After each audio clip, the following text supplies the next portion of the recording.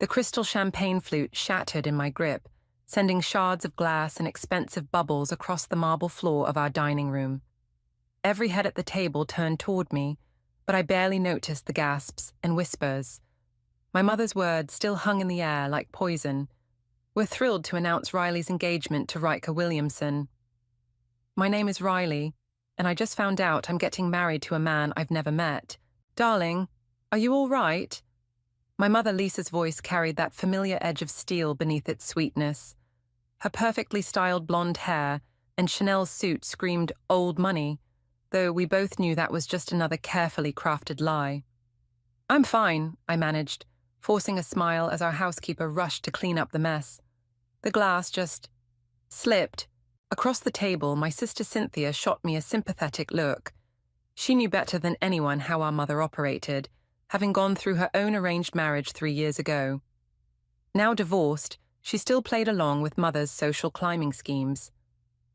"When do I get to meet my future husband?" I asked, my voice dripping with fake enthusiasm. The dozen society guests at our table leaned in, hungry for drama. Mother's laugh tinkled like wind chimes. "He'll be joining us for dessert, actually. Such a successful man, so busy with his enterprises." She turned to her captive audience. "Riker just acquired another tech company last month." I reached for my phone under the table, firing off a quick text to Max. "Emergency. Mother's gone nuclear. Call me in 10. "Riley, phone away," Mother hissed through her smile. "Mrs. Harrison was just asking about your charity work." I launched into my well-rehearsed speech about the youth mentorship program I supposedly ran, all while my mind raced. My actual work, the tech startup I'd built from nothing over the past 3 years, remained my closest guarded secret. Mother would never understand that I'd rather code until dawn than attend her precious charity galas. The doorbell chimed, and my heart stopped. Heavy footsteps approached the dining room. "Ah, here he is." Mother practically glowed as a tall man in an expensive suit entered. His salt and pepper hair and confident stride screamed power, but his eyes were cold as they assessed me. "Riley," he said, his voice deep and controlled, "I've heard so much about you." I stood, extending my hand. Wish I could say the same. Mother's warning glare could have frozen hell. Right on cue, my phone rang. I checked the display with exaggerated concern. "So sorry, but I have to take this. It's about tomorrow's event." I hurried from the room before anyone could object. "Max, you're a lifesaver," I whispered, once I reached the garden. "That bad?" My business partner's familiar voice helped steady my nerves. "Worse. She's arranged my marriage to some tech mogul, probably hoping to secure funding for her pet projects." "Jesus, what about the investor meeting tomorrow?" I glanced back at the warm lights of the dining room, where my mother was undoubtedly spinning tales about her perfect daughter. "I'll be there. 5 years of building this company in secret. I'm not letting her ruin everything now." "Riley," Mother's voice carried through the French doors, "don't be rude to our guests." "Got to go," I told Max. "Make sure everything's ready for tomorrow. This might be our only shot." Back inside, Riker had taken the seat next to mine. His cologne was expensive, but couldn't mask the predatory vibe rolling off him in waves. "Sorry about that," I said, retaking my seat. "Charity emergency." "No problem at all." His smile didn't reach his eyes. "Your mother tells me you're very involved in the community." "Oh yes," I replied, matching his fake smile. "I just love helping people." The dessert arrived, Mother's famous crème brûlée, but I could barely swallow past the rage building in my throat. As the guests praised her hosting skills and cooed over the wonderful news, I made my decision. Tomorrow's investor meeting wasn't just about securing funding anymore. It was about finally breaking free. "A toast," Mother announced, raising her glass. "To Riley and Riker." Everyone lifted their glasses. I raised mine too, but my mind was already racing ahead to tomorrow. Let them all play their parts tonight. The perfect mother, the eligible bachelor, the obedient daughter. Soon they'd learn that some facades were built to be shattered.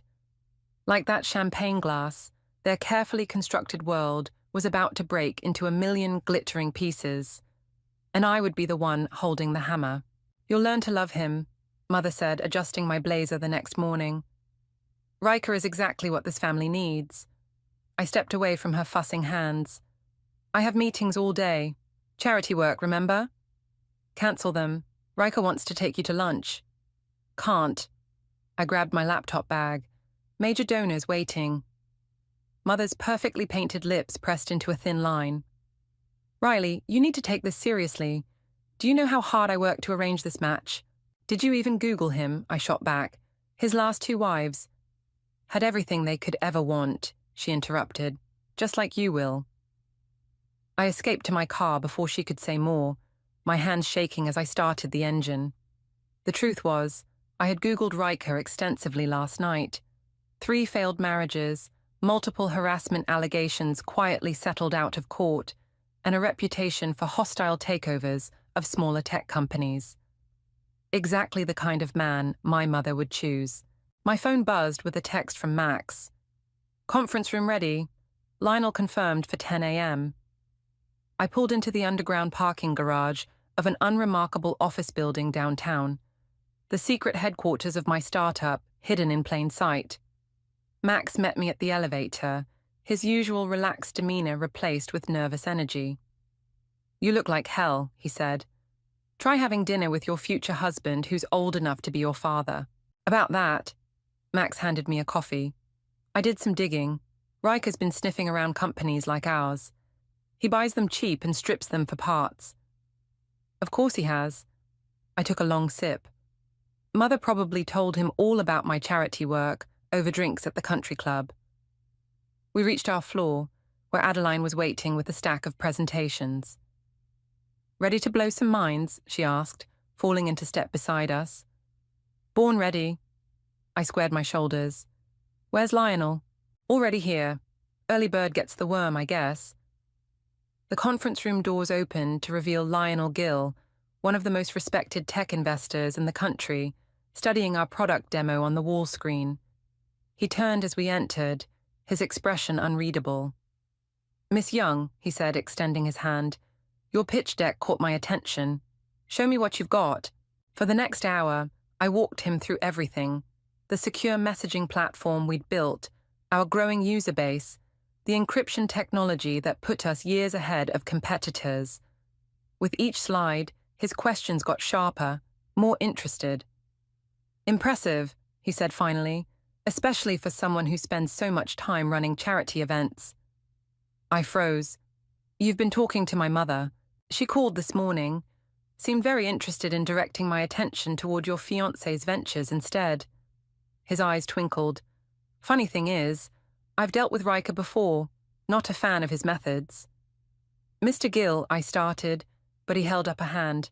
Call me Lionel, and relax. I'm more interested in backing someone who built something real than another corporate raider.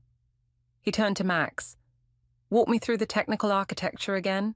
As Max launched into an explanation, my phone buzzed. Riker. Where are you? Your mother said we had lunch plans. I typed back. Emergency at work, rain check. His response was immediate. Dinner tonight, non-negotiable. I don't like being stood up. Everything okay? Adeline whispered, noticing my expression. Just my future husband demanding attention. I shoved the phone away. Nothing I can't handle. 2 hours later, Lionel stood to leave. I'll have my team draw up the paperwork. 10 million, 20% stake, board observer rights. I struggled to keep my voice steady. You're in. I'm in. He smiled. Looking forward to seeing how your mother reacts to having a daughter who's about to become a tech CEO. After he left, Max, Adeline, and I stood in stunned silence. We did it, Adeline whispered. Holy shit, we actually did it. Not yet, I said, checking my phone. 3 missed calls from Mother, 2 from Riker. Now comes the hard part. You have to tell them, Max said quietly. Oh, I'll tell them. I gathered my things, a plan forming. But first, I need to understand exactly what game Riker's playing. See you at dinner tonight? Wouldn't miss it. Max's expression turned serious. Just be careful, okay? Men like Riker don't like surprises. I thought about the contracts hidden in my desk, the code that represented years of secret work, the future I'd built while my mother planned my life away. Don't worry, I said, heading for the door. Surprises are about to become Riker's least favorite thing about me. The restaurant Riker chose screamed old money, all dark wood and crystal chandeliers. I arrived 15 minutes late, just to see how he'd react. His jaw was tight, fingers drumming against the white tablecloth. Traffic, I said, sliding into my seat. You wouldn't believe downtown at this hour. I would, actually. I own 3 buildings in the business district. He signaled the waiter without looking at me. Wine? Just water. I needed a clear head for this conversation. Your mother mentioned you don't drink much. His tone suggested this was a character flaw. Tells me you're very focused on your charity work. I smiled. Mother loves talking about my work, doesn't she? She does. He leaned forward. Though I find it interesting that when I looked into your youth mentorship program, I couldn't find any official records. My phone buzzed, a text from Cynthia. Mum's on the warpath. Where are you? Would you excuse me? I stood, heading for the ladies' room before he could object. I called my sister back immediately. What's wrong? She's been calling everyone, Cynthia said, her voice tight. Something about Lionel Gill cancelling a meeting with Riker. She's convinced you must have said something to scare him off. Me? I barely know the man. The lie tasted bitter. Riley. Cynthia hesitated. What aren't you telling me? I have to go. My fiancé's waiting. I hung up before she could press further. When I returned to the table, Riker was on his phone, speaking in low, angry tones. Don't care how you do it. Just get me that meeting back. Gill's investment could make or break this deal. He hung up when he saw me. Everything all right? Perfect. I opened the menu. So, tell me about this deal you're working on. His eyes narrowed slightly. Nothing that would interest you. Business can be complicated. Try me. Let's talk about the wedding instead. He reached across the table, taking my hand. His grip was just tight enough to be uncomfortable. Your mother suggests spring.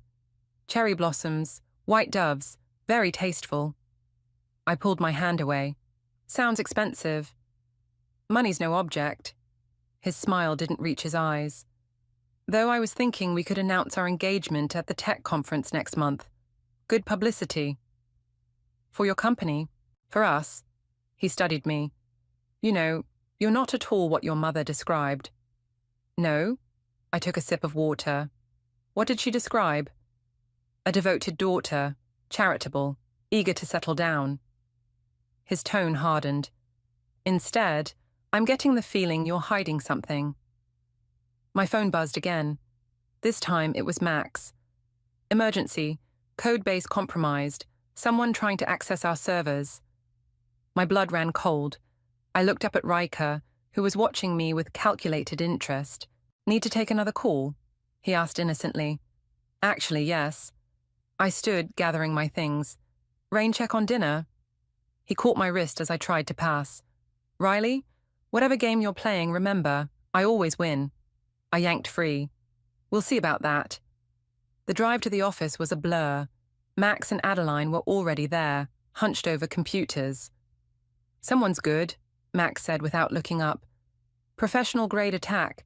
They're trying to access our investor presentations. Riker, I said, has to be. How would he even know about us? Adeline asked. Mother. I sank into a chair. She must have told him about Lionel. He's trying to find out why the meeting was cancelled. My phone rang. Mother again. This time I answered. Where are you? She demanded. Riker just called. Said you walked out on dinner. Did he tell you he's trying to hack my company? Silence. Then, what company? The one I built while you were busy planning my life. My voice shook. The one Lionel's investing in instead of Riker's latest hostile takeover. Riley. Her voice turned to ice. Come home right now. We need to talk. No, Mother. For once, you're going to listen. I watched Max successfully block another attack attempt. I'm not your puppet anymore.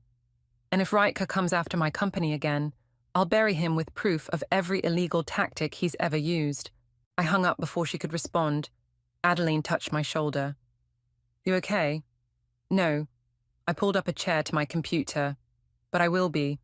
Max, strengthen the firewalls.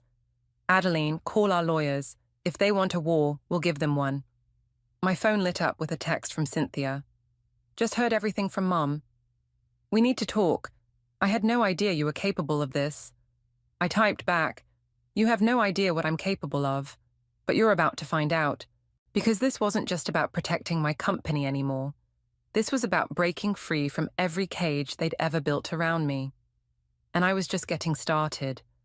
I met Cynthia at our childhood treehouse, the one place Mother would never think to look.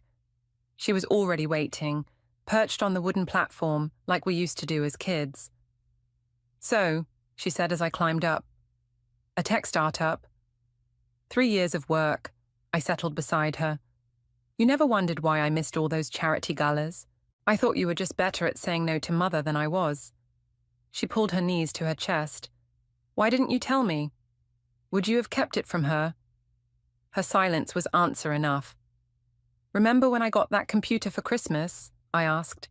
While you were getting etiquette lessons, I was teaching myself to code. Mother always said you were wasting your potential. Cynthia laughed bitterly. Turns out you were building an empire right under her nose. My phone buzzed. Lionel.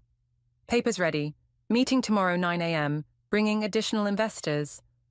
What are you going to do? Cynthia asked. Sign the papers, take the investment, build something that's actually mine. And Riker? Let him try to stop me. As if summoned by his name, my phone lit up with his number. I declined the call. He's dangerous, Riley. Cynthia's voice dropped. I looked him up, his last wife. The rumors weren't pretty. I know, I stood. That's why I'm not going to be his wife. Back at the office, I found Max and Adeline in a heated discussion with our lawyers. He's threatening a lawsuit, Max said as I walked in. Claims we stole proprietary technology from one of his companies. It's bullshit, Adeline added, but he's got deep pockets for legal fees. Let me handle this. I pulled out my phone, dialing Riker's number. He answered on the first ring. Finally ready to be reasonable? Meet me, 1 hour, the bar at the Four Seasons. Now that's more like it. The Four Seasons bar was quiet for a Thursday night. Riker was waiting in a corner booth, looking smugly confident.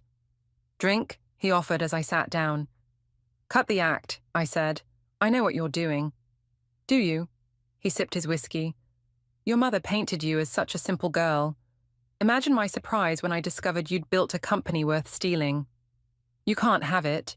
I already have 3 pending patents that could block your technology. 1 phone call, and your investors run screaming. His smile turned predatory. Unless I play along with this engagement charade. Smart girl. He reached for my hand. I pulled back. Here's what's actually going to happen, I said, pulling out my phone. I'm going to play you a recording from dinner last night, the part where you admitted to corporate espionage. Then I'm going to show you the documentation I have on your last 3 hostile takeovers, including the offshore accounts. His face darkened. You're bluffing. I pressed play. His own voice filled the space between us. Don't care how you do it, just get me that meeting back. That's just the beginning, I said, stopping the recording. Want to see what else I have? You little. Careful. I smiled. Wouldn't want to add assault to your list of problems. My phone buzzed. Lionel again. Heard about Riker's threats. Don't worry, my lawyers are better than his. I showed Riker the message. Choice is yours. Back off now, or I release everything. He leaned forward, voice low and dangerous. You have no idea what you're doing. Actually, I do. For the first time in my life, I know exactly what I'm doing. I stood to leave, but his words stopped me. Your mother will never forgive you. That's the point. I turned back. She needs to learn she can't control everything. Outside, Cynthia was waiting in her car as planned. Did it work? She asked as I got in. We'll see. I checked my phone. 3 missed calls from Mother. Take me to the office. I need to prep for tomorrow's signing. I'm proud of you, Cynthia said quietly. Terrified for you, but proud. Want to come to the signing tomorrow? See what your little sister's been up to. She smiled. Wouldn't miss it. As we drove, I typed out a message to Mother. Tomorrow, 9 a.m., Lionel Gill's office. Come see what your daughter's really capable of. Bring Riker if you want. He's about to learn what happens when you underestimate the wrong woman.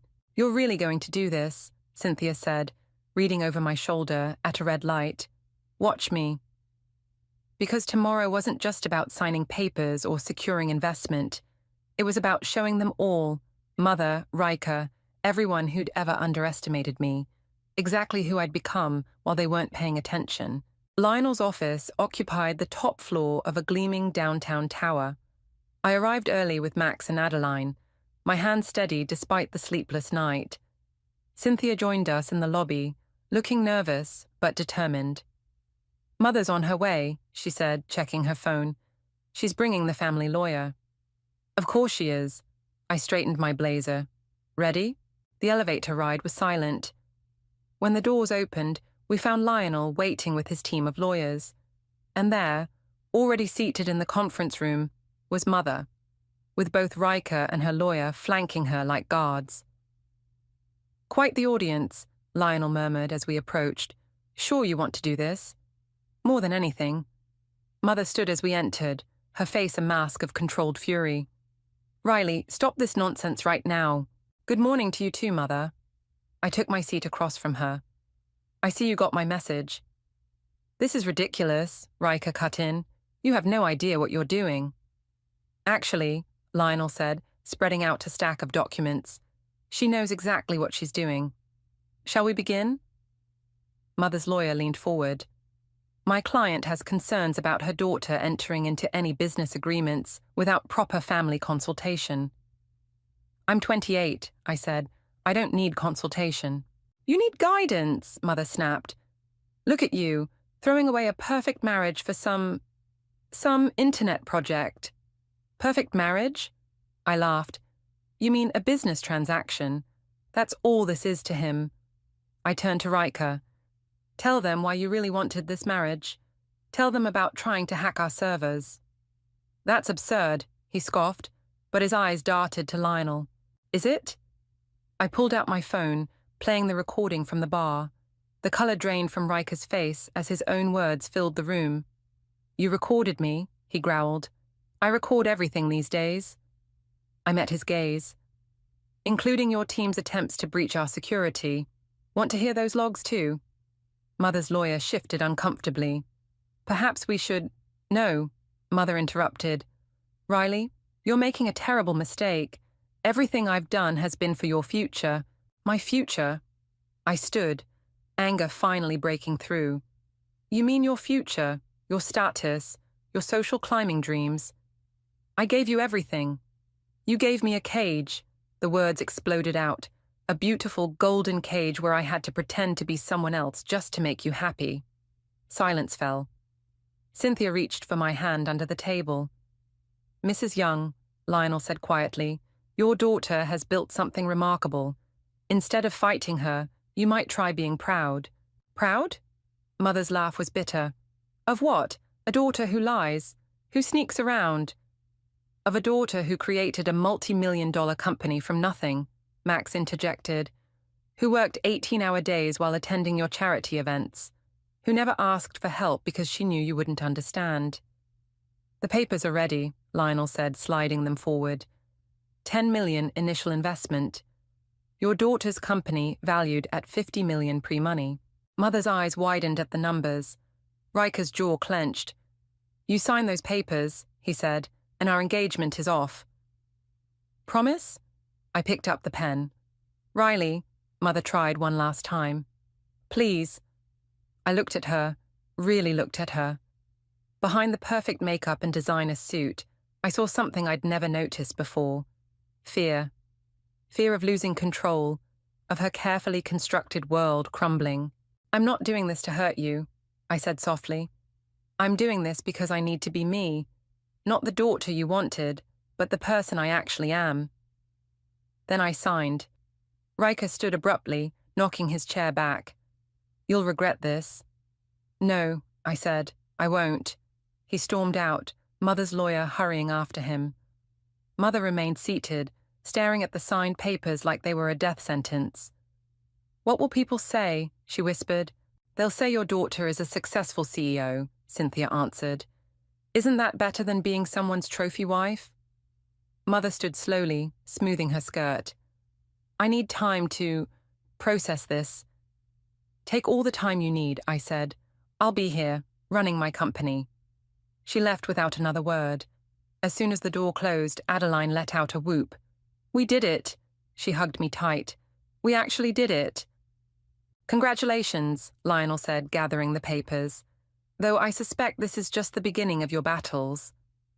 Bring them on, I replied, watching Mother's retreating figure through the glass walls. I'm done hiding.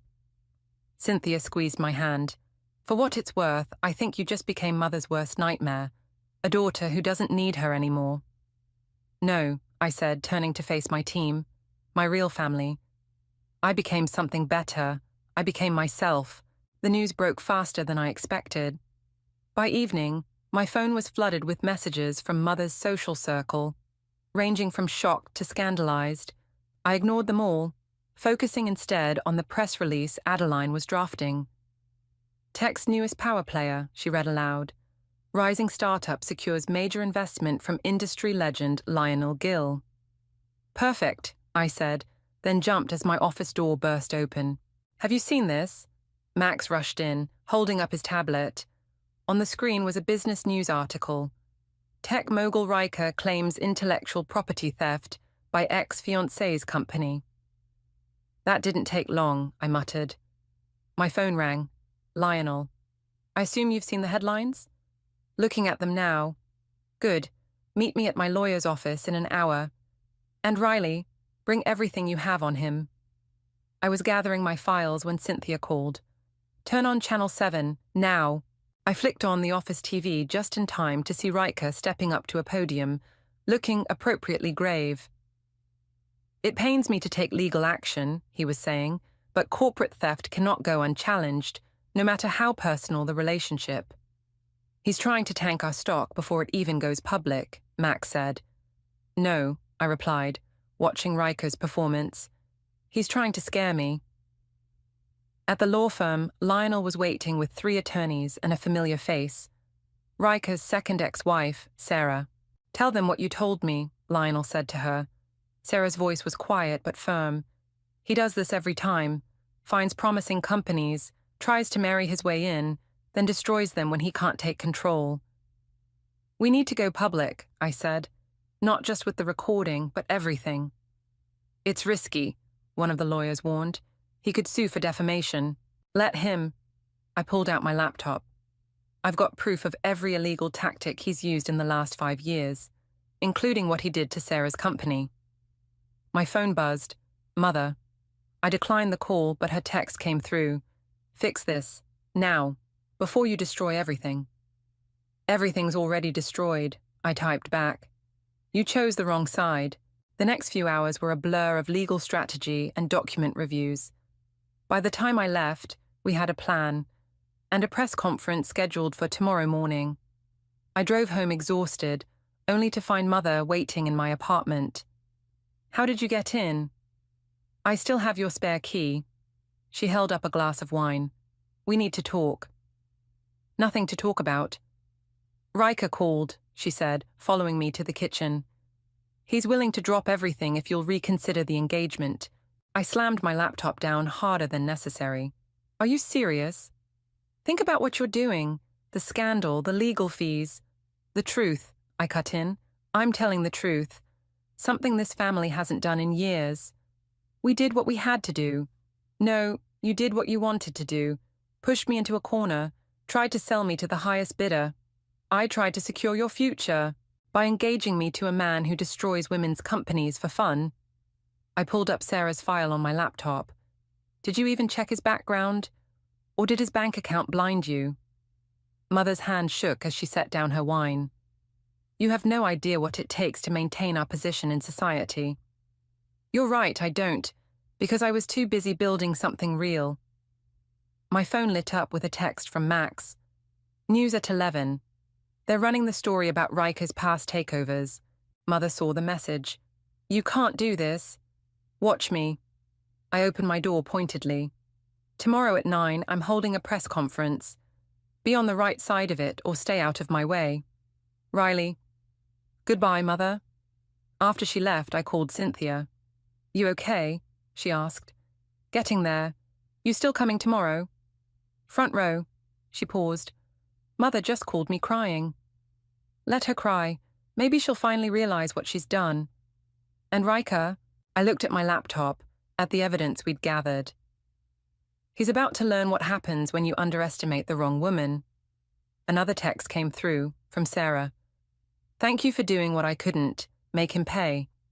I typed back, count on it. Because tomorrow wasn't just about saving my company anymore. It was about every woman Riker had ever tried to destroy, every dream Mother had ever dismissed, every truth we'd been forced to hide. Tomorrow, we'd finally break the silence and let the pieces fall where they may. The hotel conference room was packed. Journalists filled every seat, cameras flashing as I approached the podium. Lionel sat to my right, Sarah to my left. In the front row, Cynthia gave me a subtle thumbs up. Max and Adeline stood at the back, laptops ready. Mother slipped in just as I began speaking. She looked smaller somehow, less certain. Thank you all for coming, I said into the microphone. Yesterday, allegations were made about my company and its technology. Today, I'm here to tell you a different story. Camera shutters clicked rapidly as I continued. This isn't just about intellectual property.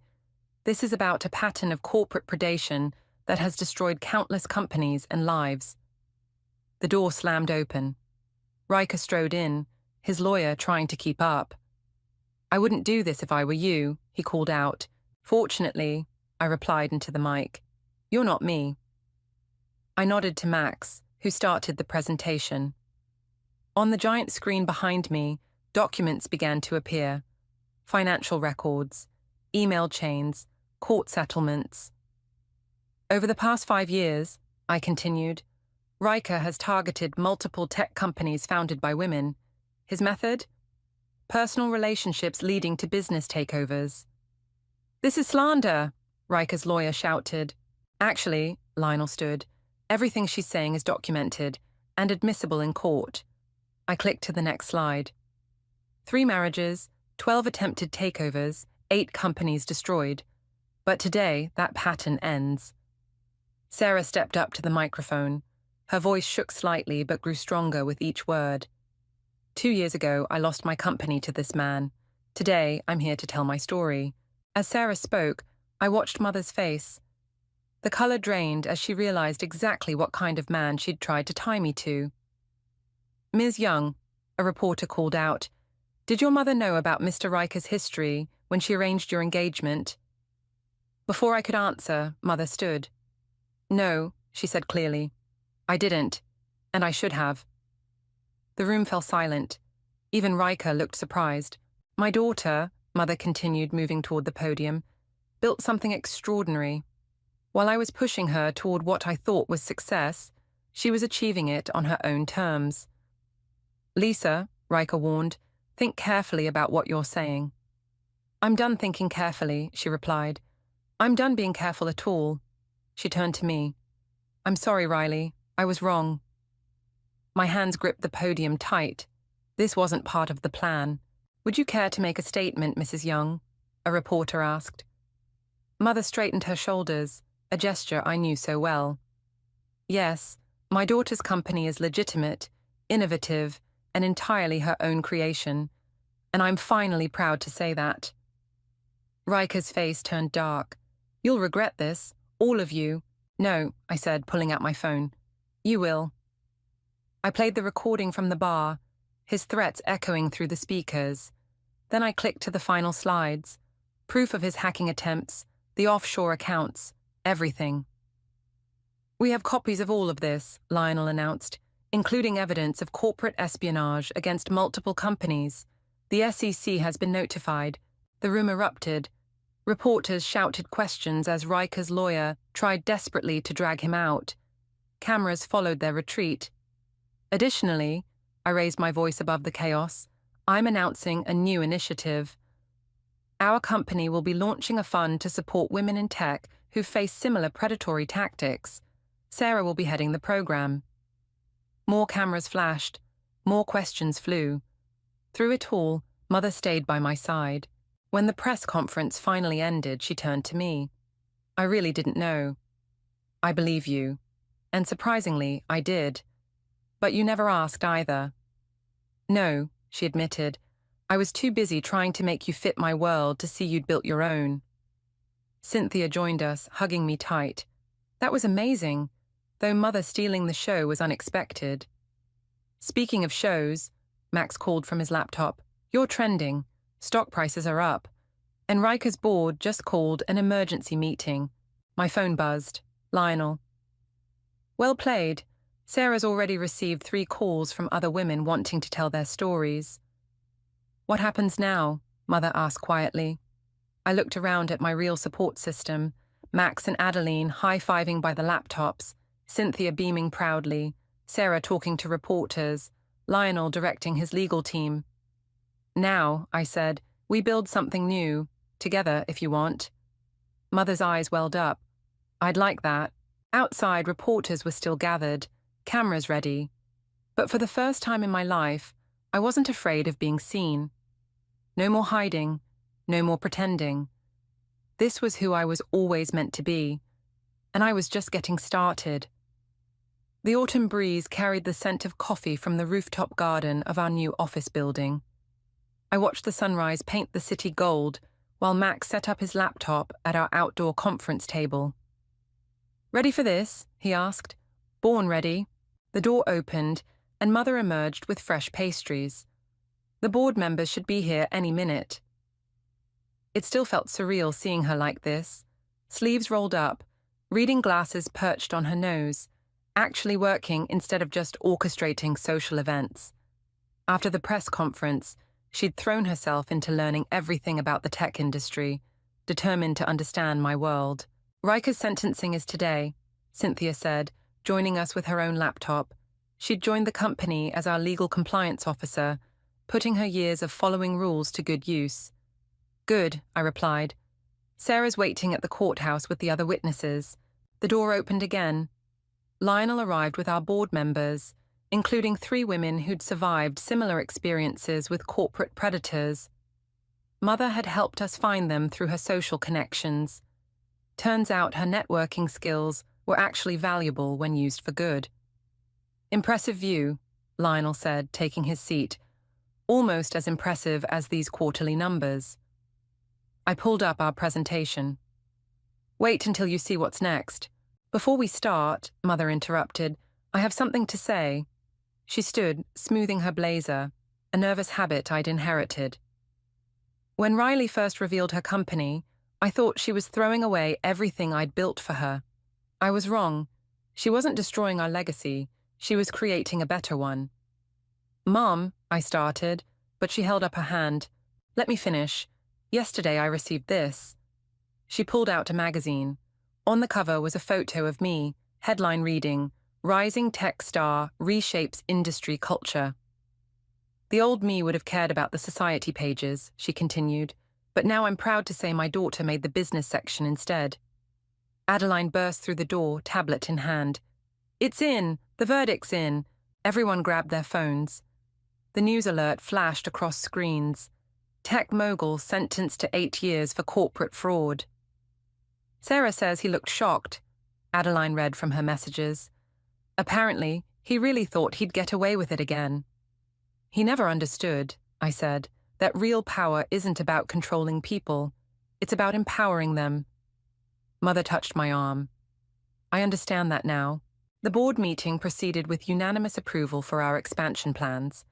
The Women's Tech Fund had already helped launch 3 new startups, with more in the pipeline. As the members filed out, Lionel lingered. You've built something remarkable here. Not just the technology, but the culture, the community. We built it, I corrected, looking at my team, my family. Max and Adeline arguing over code architecture, Cynthia organizing legal documents, Mother charming investors with her perfectly practiced smile, but this time for a cause she actually believed in. My phone buzzed with a message from Sarah. "Justice served. Thank you for helping me find my voice again." "Speaking of voices," Mother said, checking her watch, "we have that interview in an hour. The one about women supporting women in tech. You're coming?" "Of course." She straightened my collar. "Someone needs to tell the world how proud they are of their daughter." "Getting soft in your old age," I teased. "Getting wise." She smiled. "Finally." The elevator dinged, and Max called out, "Hey, boss, they're ready for us downstairs. Time to change the world again." I looked around one last time, at the garden we'd planted together, the city stretching out below, the future spreading endless before us. "You know," I said to no one in particular, "when I started this company, I thought success meant proving everyone wrong." "And now?" Cynthia asked. "Now I know it means proving ourselves right." Mother linked her arm through mine as we headed for the elevator, ready to show them what a young woman can really do. "Actually," I grinned, "I think they're finally ready to see what we can all do together." Because that's what real victory looked like, not destroying the old world, but building a better one. Not breaking free alone, but bringing others with you. Not just getting revenge, but creating change. The elevator doors opened to our lobby, where reporters waited with cameras ready. But this time, I wasn't facing them as someone's daughter, or fiancée, or victim. I was facing them as myself, and that was the greatest success of all.